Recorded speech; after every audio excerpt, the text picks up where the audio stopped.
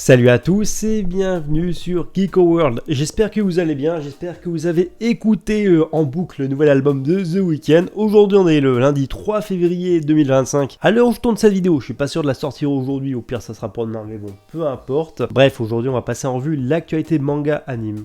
Voilà, du week-end, de la fin de semaine dernière. Installez-vous confortablement et on est parti. J'ai ma caméra qui lag un petit peu, c'est pas grave. Bon, tant pis. On va commencer avec l'actualité du jour et on va parler de Undead Unluck. Vous savez, le manga s'est terminé la semaine dernière au Japon. Et donc Undead Unluck va avoir le droit à ses deux derniers tomes en sortie simultanée. Ça sera le tome 26 et 27 qui sortiront tous les deux au mois d'avril. Mais ce qu'on sait, c'est que Tezuka va donc nous préparer un chapitre inédit et spécial au dernier tome, au tome 27. Donc voilà, il fera partie de ces mangaka à proposer vraiment du contenu exclusif et inédit jusqu'au bout avec le tout dernier tome. Et ça, c'est un truc que je pense que pas mal de fans, en tout cas moi, j'apprécie. Voilà. Je vous avais parlé du nouveau manga de Boichi, The Martial King, qui est un manga de western, de cowboy, etc. Et donc, on se posait la question de à quoi ça allait se ressembler, parce qu'on avait le nom, on avait l'endroit où ça allait être publié, donc à savoir le Shonen Jump Plus, le service. Donc à mon avis, oui, ça sortira sur Manga Plus, comme ce que je vous avais évoqué déjà. On avait le rythme de publication qui est bimensuel, donc 2 chapitres par mois. Donc tout ça on savait, mais on savait pas à quoi ça allait ressembler. Est-ce que ça ressemblerait plus à du Sunken Rock avec des charmantes demoiselles, des traits un peu plus réalistes, etc. Peut-être un peu trop, voilà, un peu trop poussé. Ou alors est-ce qu'on aurait du manga shonen comme ce qu'on a vu récemment sur Dr. Stone, sur One Piece, comme Boichi a réalisé des chapitres de One Piece. C'était vraiment la grande question. Et finalement, je crois qu'on va s'orienter sur un truc qui ressemble clairement à ce qu'a fait Boichi sur One Piece.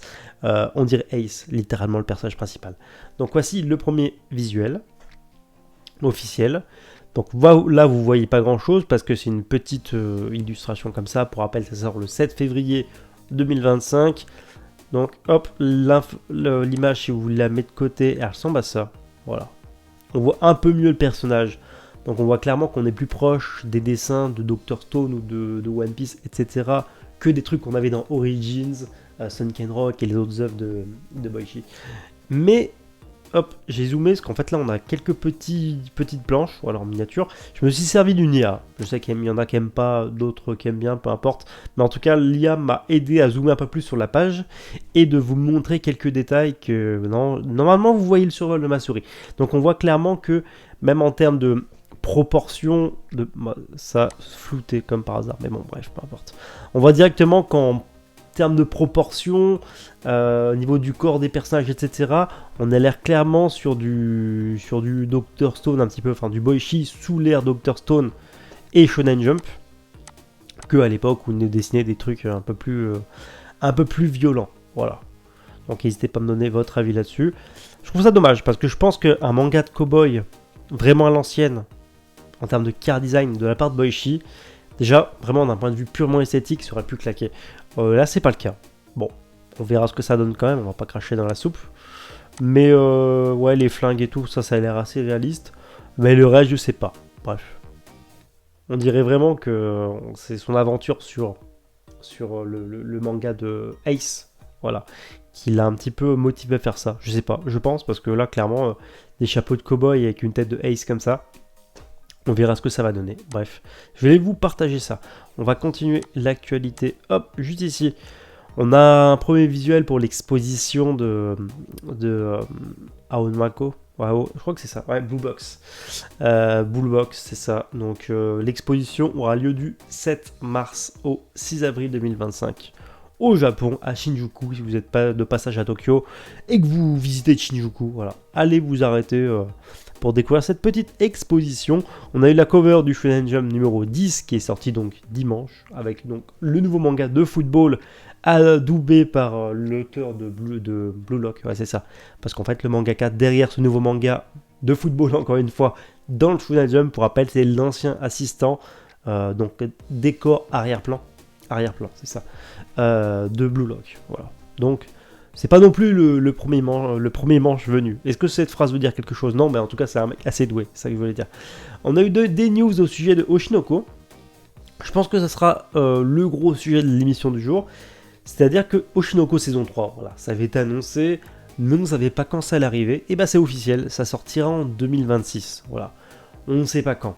Peut-être, voilà, ça peut être très bien début 2026, donc janvier, ou alors ça peut être très bien l'été 2026 ou plus loin. Je pense pas plus loin.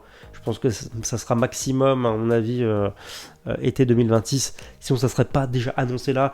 Comme c'est annoncé maintenant, à l'heure où je vous parle, on est le 3 février. Ça laisse une année de préparation. Voilà. Janvier ou février 2026, ça me paraît pas déconnant. Voilà, on verra bien. Là, c'est de la spéculation. En tout cas, ça arrivera l'année prochaine, pas avant. L'information était tombée juste... Bon, je vous avais mis l'info de côté, mais elle a disparu, peu importe. Ça va être annoncé, voilà. Et en complément de tout ça, on a eu le droit à un nouveau visuel pour cette troisième saison de Oshinoko, qui sera peut-être la dernière, enfin... l'avant-dernière en tout cas. Il y aura peut-être matière pour faire une quatrième saison. Avant de conclure, on verra bien, à moins que ça se conclue par un film, comme c'est un peu la mode. Mais on en reparlera. Petit point sur les ventes. Est-ce que je l'avais mis de côté? Non, ça c'est pas ça. Je l'avais mis de côté, voilà, juste ici. Donc les ventes, bah ça se passe plutôt bien hein, pour Ichi the Witch. Quasi 50 000 copies écoulées. Sakamoto Days, 100 000 copies écoulées, c'est un 110 000. Voilà, Jujutsu Kaisen, pardon. On va pas besoin de commenter tout ça, mais il me semblait vouloir partager la fois. Je me rappelle plus. Dites-le moi dans les commentaires. En tout cas, voilà, niveau vente et tout, c'est pas mal. Ichi the Witch nous fait de la performance. Ça va pas intéresser grand monde. Moi, en tant que fan de manga de Star Wars, moi j'aime bien. En tout cas, il va y avoir un tout nouveau manga Star Wars. Ça assez rare pour être souligné. À mon avis, quand ça sortira en France, ça sortira sûrement chez Nobinobi parce que c'est eux qui ont on va dire les droits de distribution du manga Star Wars en France.